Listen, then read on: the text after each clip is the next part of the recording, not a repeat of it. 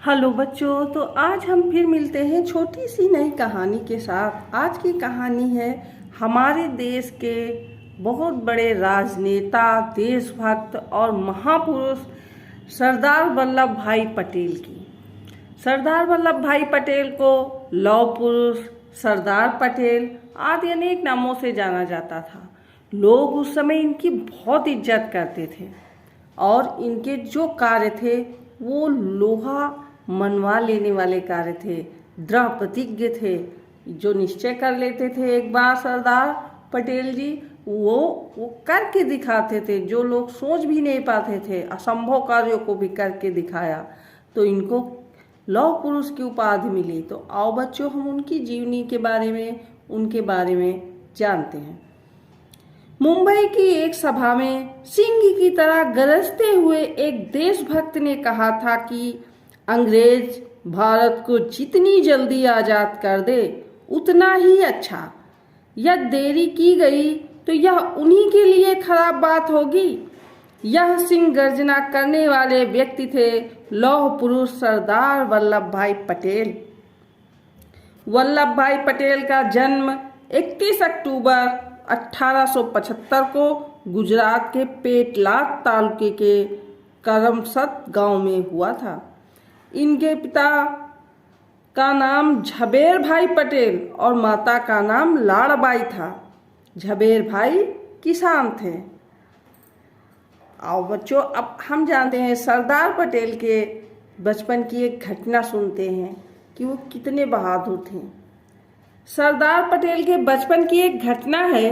उनकी आंख के पास एक फोड़ा निकल आया। बहुत दवा दी गई पर ठीक न हुआ। किसी व्यक्ति ने सलाह दी कि लोहे की सलाख खूब गर्म करके फोड़े में धंसा दी जाए तो फोड़ा फूट जाएगा। सलाख गर्म की गई, किंतु किसी में यह साहस न होता था कि गर्म सलाख फोड़े में धंसाए। भय यह था कि कहीं आंख में न लगे। इस पर बालक वल्लभ ने कहा, देखते क्या हो, सलाख ठंडी हो रही है, और फिर स्वयं ही उसे लेकर फोड़े में धंसा दिया। बालक के इस साहस को देखकर सभी उपस्थित लोगों ने कहा कि यह बालक आगे चलकर बहुत ही साहसी होगा।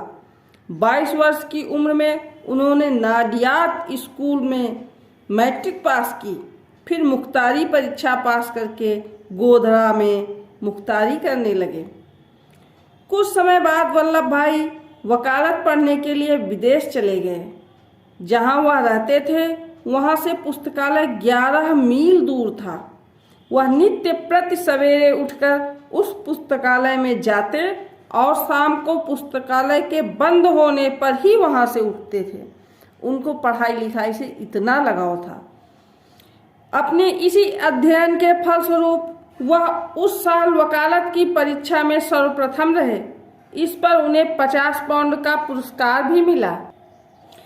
विदेश से लौटकर वह अहमदाबाद में वकालत करने लगे और थोड़े ही समय में अत्यंत प्रसिद्ध हो गए। इसी समय वह गांधी जी के संपर्क में आए। उन्होंने वकालत छोड़ दी और पूरी तरह तन मन धन से देश सेवा में जुट गए। सर्वप्रथम वल्लभ भाई ने गोधरा में हुए प्रांतीय राजनीतिक सम्मेलन में गुजरात की बेगार प्रथा को समाप्त करने के लिए एक प्रस्ताव पास कराया। इस सम्मेलन में पहली बार भारतीय भाषाओं का प्रयोग किया गया। वल्लभ भाई के प्रयासों के फलस्वरूप गैर कानूनी बेगार प्रथा बंद हो गई। वल्लभ भाई ने नागपुर के झंडा सत्याग्रह का नेतृत्व भी किया। इस सत्याग्रह के कारण अंग्रेज सरकार को समझौते के लिए झुकना पड़ा। इस सत्याग्रह के बाद उनका नाम सारे भारत में फैल गया। सन 1927 में बरदौली का प्रसिद्ध सत्याग्रह शुरू हुआ। किसानों पर सरकार ने लगान की दर बढ़ा दी। किसान वल्लभ भाई के पास गए। इस तरह उनके नेतृत्व में आंदोलन प्रारंभ हो गया।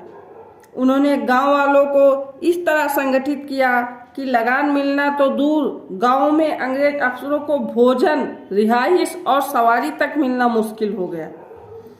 अंग्रेज सरकार ने इसके विरोध में बहुत अत्याचार किया। गरीब किसानों के घरों के ताले फौज के जरिए तुड़वाकर सामान जब्त करके मालगुजारी वसूल करने की कोशिश की गई, पर सरकारी खजाने में एक कौड़ी भी जमा न हुई। हजारों लोग जेल गए, उनकी गाय भैंस तक जब्त कर ली गई, पर उन्होंने सिर न झुकाया। यहाँ तक कि जब्त किए गए सामान को उठाने वाला कोई मजदूर नहीं मिलता था और न जब्त की गई जायदाद की नीलामी में बोली लगाने वाला कोई आदमी। महीनों तक यही हाल रहा। अंत में सरकार को झुकना पड़ा। सन 1929 में लाहौर में पूर्ण स्वराज की मांग की गई। अंग्रेज सरकार ने इसे नहीं माना। गांधी जी ने फिर से सत्याग्रह का नारा दिया और 12 मार्च को प्रसिद्ध दांडी यात्रा शुरू कर दी। इसके बाद 6 अप्रैल को नमक कानून तोड़कर उन्होंने नमक सत्याग्रह आरंभ किया। सरदार पटेल ने इस सत्याग्रह में भाग लिया। वह गिरफ्तार कर लिए गए और उनको 3 माह की कैद और 500 रुपये जुर्माने की सजा दी गई। सरदार पटेल ने जुर्माना स्वीकार न कर उसके स्थान पर 3 सप्ताह और जेल में ही काटे। तो बच्चों, ऐसे थे हमारे महान नेता सरदार वल्लभ भाई पटेल। सन 1939 में द्वितीय विश्व युद्ध प्रारंभ हो गया। अंग्रेज सरकार ने अपनी ओर से भारत के इस युद्ध में शामिल होने की घोषणा कर दी। इसका सर्वत्र विरोध हुआ। सरदार पटेल 17 नवंबर 1940 को व्यक्तिगत सत्याग्रह के आंदोलन के दौरान गिरफ्तार हुए, पर स्वास्थ्य खराब होने के कारण 9 महीने के बाद रिहा कर दिए गए। भारत छोड़ो आंदोलन के सिलसिले में अगस्त 1942 में वह फिर गिरफ्तार किए गए। अन्य सभी नेताओं के साथ 15 जून 1945 को वह भी छोड़े गए। 15 अगस्त 1947 को देश आज़ाद हुआ। सरदार पटेल ने गृह मंत्री का कार्यभार संभाला। स्वतंत्रता के बाद देश के सामने कई समस्याएं आईं। सरदार पटेल ने अपनी सूझबूझ से इन सभी पर काबू पा लिया। जिस कार्य के लिए सरदार पटेल को सदैव याद किया जाएगा वह थी देशी रियासतों का एकीकरण। तो बच्चों, जब भारत आज़ाद हुआ तो सब जो भारत था उन्होंने केवल भारत और पाकिस्तान की सीमा रेखा खींची। उसके बाद उस समय जो समझौते हुए उनमें क्या था कि सब अपनी अपनी रियासत लेके हम अलग बनाएंगे, राज्य अलग बनाएंगे, ऐसा था।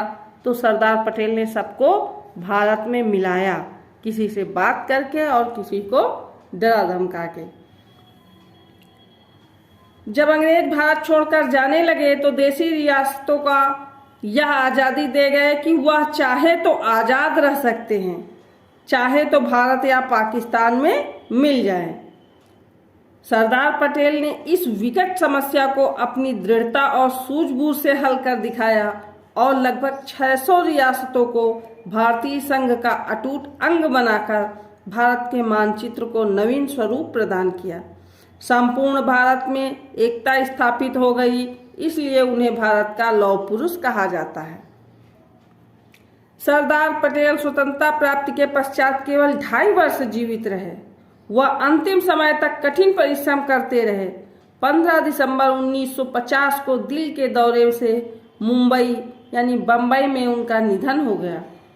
भारत निर्माण में सरदार वल्लभ भाई के अविस्मरणीय योगदान के कारण वर्ष 1991 में भारत के सर्वोच्च सम्मान भारत रत्न से सम्मानित किया गया। सरदार पटेल की सफलता का मूल मंत्र था कर्तव्य पालन और कठोर अनुशासन। अपने 75वें जन्म दिवस पर उन्होंने राष्ट्र को संदेश दिया था, उत्पादन बढ़ाओ, खर्च घटाओ, अपव्यय बिल्कुल ना करो। तो ये थी सरदार पटेल की सीखें। बच्चों, स्टैच्यू ऑफ यूनिटी यानी एकता की मूर्ति। स्टैच्यू ऑफ यूनिटी भारत के प्रथम उप प्रधानमंत्री तथा प्रथम गृह मंत्री सरदार वल्लभ भाई पटेल को समर्पित एक स्मारक है जो गुजरात प्रांत में स्थित है। यह स्मारक सरदार सरोवर बांध के निकट साधु बेट नामक स्थान पर है, जो कि नर्मदा नदी पर एक टापू है। बच्चों, सरदार पटेल के महान कार्यों के कारण ही आज भारत का रूप बदला हुआ है। वरना हो सकता था सब छोटी छोटी रियासतें अलग हो जाती। उन्होंने सबको एक में मिलाया, केवल एक जम्मू कश्मीर को वो नहीं मिला पाए थे, क्योंकि इसका अधिकार क्षेत्र में वो उस समय पंडित नेहरू के पास था और वो फिर कश्मीर के बगल में था, तो उस पर कश्मीर भी दावा कर रहा था। लेकिन अब वो भी हमारे कश्मीर भी हमारे पास आ गया है, तो सरदार पटेल को हम आज उनकी जन्मशती पर जो आने वाला है एकता दिवस के रूप में मनाते हैं और हम उनका सम्मान करते हैं, उनके प्रणाम करते हैं उनके महान कार्यों के लिए। तो बच्चों, आपको उनके जीवन से क्या प्रेरणा मिलती है हमें ज़रूर बताएं। हम फिर मिलेंगे एक छोटी सी नई कहानी के साथ। बाय बाय बच्चों।